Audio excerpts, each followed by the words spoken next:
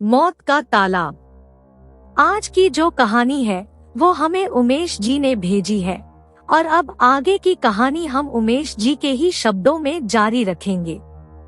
मेरा नाम उमेश है। आज जिस घटना को मैं आपको बताने जा रहा हूँ वो मेरे चाचा के दोस्त के साथ घटी घटना है।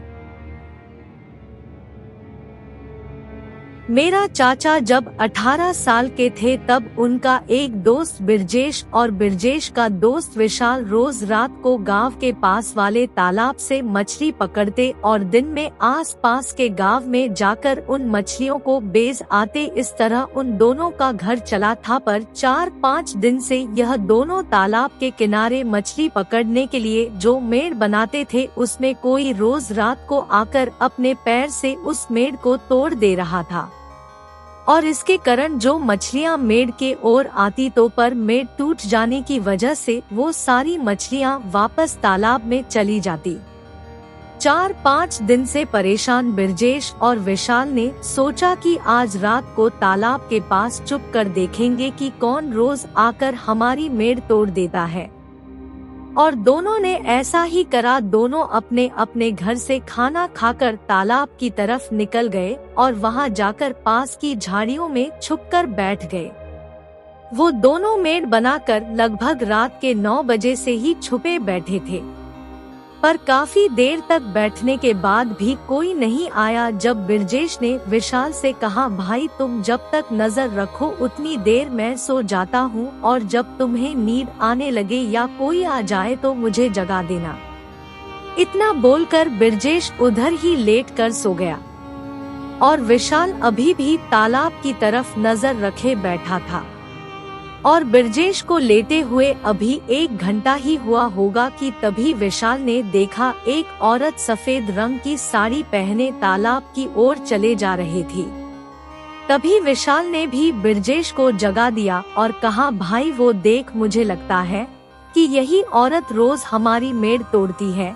विशाल की बात सुनकर बिरजेश ने कहा, अभी 2 मिनट में इस बात का पता चल जाएगा कि वही मेड़ तोड़ती है या नहीं। इतना बोलकर दोनों अपनी जगह से छुपे बैठे उस औरत को देखे जा रहे थे। तभी उन्होंने देखा वो औरत चलते तालाब के पास गई और बिरजेश और विशाल की बनाई मेड़ को अपने पैर से तोड़ दिया। तभी विशाल को यह देखकर बड़ा ही गुस्सा आया और उसने अपना डंडा उठाया और उस औरत को मारने के लिए उसकी तरफ भग कर जाने लगा। पर तभी उस औरत ने भी विशाल को देख लिया था कि कोई उसको मारने के लिए आ रहा है, इसलिए वो भी वहां से भागने लगी। लेकिन हैरानी की बात तो यह है कि वो औरत तालाब के अंदर की ओर भाग रही थी, पर वो पानी के नीचे नहीं जा रही थी, वो पानी के ऊपर ऊपर ही भाग रही थी। बिरजेश दूर से खड़ा खड़ा बस उसे देख रहा था और विशाल को बार बार रुकने को बोल रहा था, पर पता नहीं विशाल को उस समय क्या हो गया था कि वो बिना रुके उस औरत के पीछे पीछे भागते हुए तालाब में घुस गया और लगातार उस औरत के पीछे भागे जा रहा था। वो औरत अब लगभग तालाब के बीचों बीच आ गई थी, पर फिर भी वो पानी के बिल्कुल ऊपर ही चल रही थी और विशाल के पानी अब कमर से भी ऊपर आ गया था। फिर भी विशाल रुक नहीं रहा था, इसलिए बिरजेश भी भागता हुआ विशाल के पास आ रहा था और उसे आवाज लगाकर रोकने की कोशिश कर रहा था। पता नहीं, पर शायद विशाल को बिरजेश की आवाज सुनाई नहीं दे रही थी या फिर विशाल और कुछ हो गया था जिसके कारण उसे कोई होश ही नहीं था और विशाल भागते भागते तालाब के इतने अंदर आ गया था कि अब बस उसका सर ही दिख रहा था। अब उस औरत ने भी भाग भाग कर तालाब पूरा पर कर लिया था और बिरजेश तालाब के बाहर से खड़े हो विशाल को आवाज मारे जा रहा था, पर विशाल बिना रुके अब तालाब के इतने अंदर चला गया कि वो पानी में पूरा गायब हो गया और अब बिरजेश को विशाल और वो औरत कहीं नहीं दिख रहे थे। विशाल तो अब पानी में पूरा डूब चुका था और वो औरत भी पता नहीं गया गायब हो गई थी। बिरजेश बाहर ही खड़ा था, तभी बिरजेश के कंधे पर किसी ने हाथ रखा। बिरजेश पहले से ही बहुत डरा हुआ था, क्योंकि उसे जो देखा वो अविश्वसनीय था। फिर भी वो डरते हुए पीछे मुड़ा तो जो उसने देखा उसे देखकर उसकी आंखें फटी की फटी रह गई।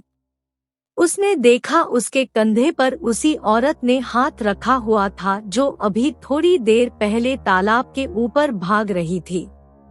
पर इस बार उस औरत का चेहरा बड़ा ही खौफनाक लग रहा था। उसका चेहरा जगह जगह से कटा फटा हुआ और पूरा सफेद था। तभी उस औरत ने अपना हाथ बिरजेश के कंधे हटाकर उसके गले पर रख दिया और उसने अपने एक ही हाथ से उसका गला दबाने लगी। धीरे धीरे उस औरत ने अब बिरजेश का गला इतनी जोर से दबा दिया था कि बिरजेश की सांसें उखाड़ने लगी थी और उसकी आंखों के आगे अब धीरे धीरे अंधेरा सा होने लगा था और देखते देखते बिरजेश की पूरी आंखें बंद पड़ गई। और जब सुबह उसकी आँख खुली तो उसने देखा वो तालाब के पास ही बेहोश हो गया था और उसके गले से अभी भी खून बह रहा था, क्योंकि रात में जब उस औरत ने उसका गला दबाया था तो उसके नाखून बिरजेश के गले के अंदर घुस गए थे। पर तभी उसने तालाब की तरफ देखा तो उसके होश फिर उड़ गए, क्योंकि उसने देखा विशाल की लाश पानी के ऊपर ही तैर रही थी। और उस दिन के बाद से बिरजेश ने मछलियां ही बेचना बंद कर दिया। अगर आपको यह स्टोरी अच्छा लगा हो तो कमेंट करके जरूर बताएं और साथ ही हमारे चैनल को सब्सक्राइब कर ले और बेल आइकन को भी दबा दे, ताकि हमारे वीडियो के आने वाली नोटिफिकेशन आपको मिल सके। धन्यवाद।